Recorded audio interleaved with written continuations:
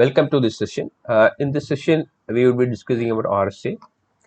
RSA is a public key cryptographic algorithm. It was developed by Ron Rivest, Adi Samir, and Len Aldiman at Massachusetts Institute of Technology in 1977. RSA is a block cipher in which plain text and ciphertext are integers between 0 to n minus 1 for some n. The typical size for n is 1024 bits. It is approximately equal to 309 decimal digits. The security of RSA algorithm is based upon the difficulty of integer factorization problem. It is an example of one-way trapdoor function. All the public key algorithms are using one-way trapdoor function for its security. So computing product of two large prime numbers are easier. That is, n is equal to p into q, where p and q are the two large prime numbers. And computing decryption constant d, given the encryption constant e and n, p and q is easier. But computing decryption constant d, given the public key, that is e comma n, is infeasible, because factoring n into two prime numbers is very difficult. That is very infeasible. The algorithm description: the plaintext block is generated by M and ciphertext block is generated by C. C is given as m power e mod n and m is given as c power d mod n.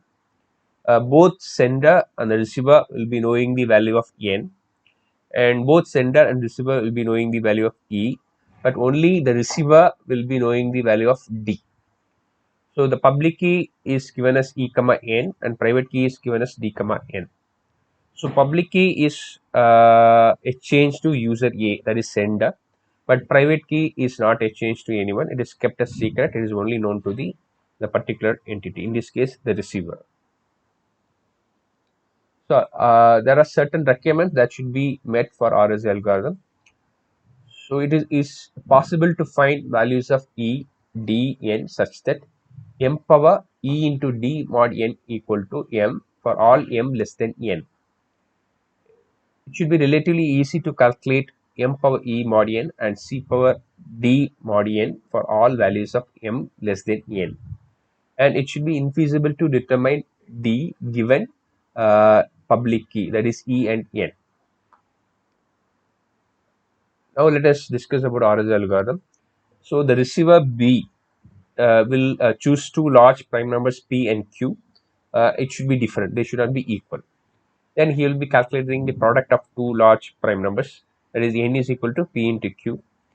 Then pi of n, or Euler's Taussian function, is calculated, that is given as p minus 1 into q minus 1. Then the receiver will choose an encryption constant e. The condition is e and pi of n should be relatively prime, that is their GCD should be 1, and value of e also should be less than pi of n. Then the receiver will calculate the decryption constant d. It is given as e inverse mod pi of n, and here GCD of d and pi of n also should be 1, that is they should be relatively prime. So public key is e comma n and private key is d comma n. Now encryption is done at the user A, that is sender's end, using user B's public key. So the message is represented as an integer less than n.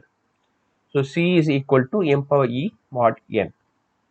And decryption is done at the receiver's end, that is user B, and decryption is done using receiver's or user B's private key. So the plain text is recovered as C power d mod n. Now let us discuss one example. Here we choose a prime number 13 and another prime number 11 and encryption constant 7 and message represented by an integer 25. The formula is C is equal to m power e mod n, and n is given as p into q, that is 13 into 11, that is 143.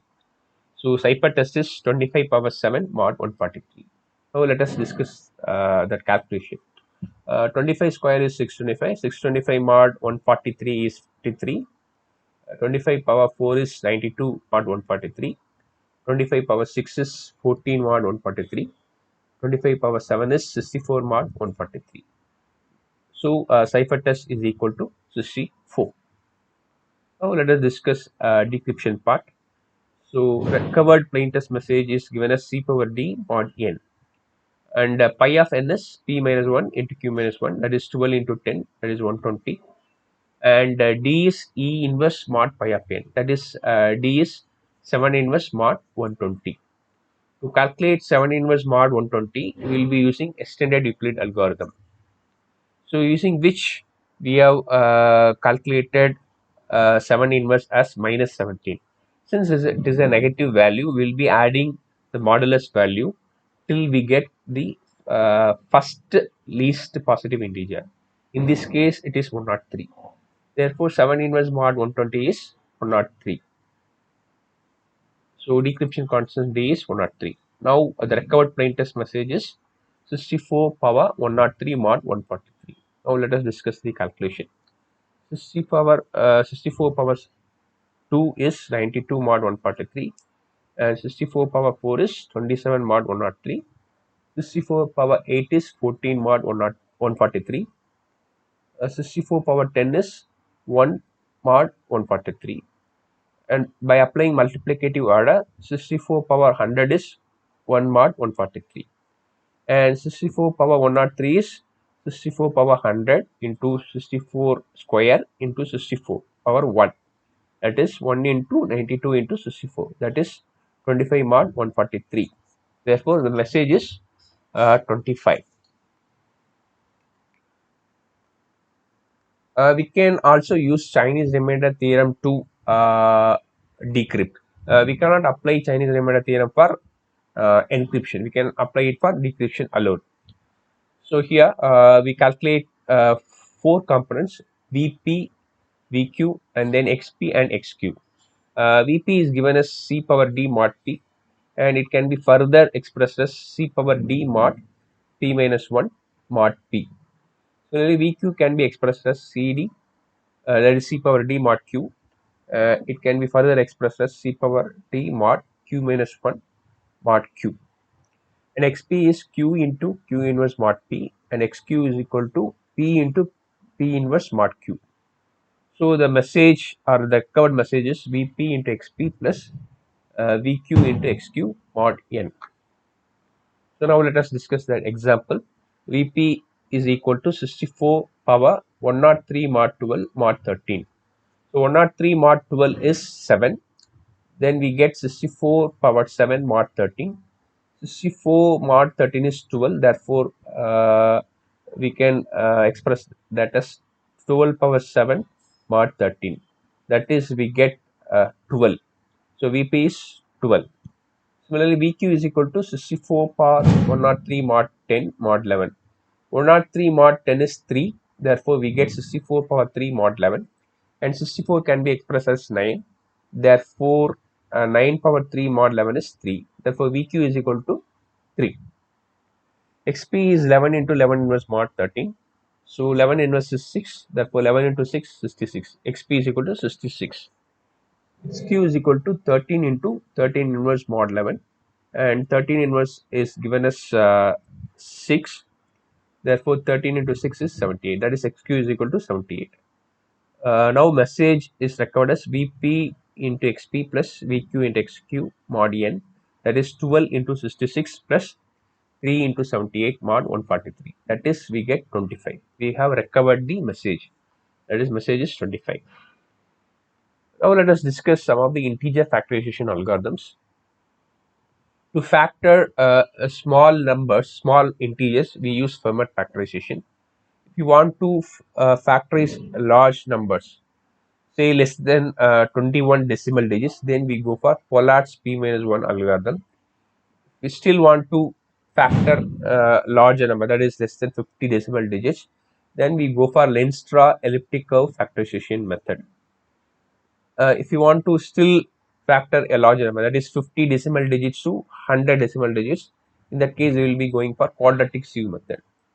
And if we want to factor integer larger than 100 decimal digits, then we go for number filled sieve algorithm. It is the most powerful integer factorization algorithm available. And now let us discuss about cryptanalysis of RSA.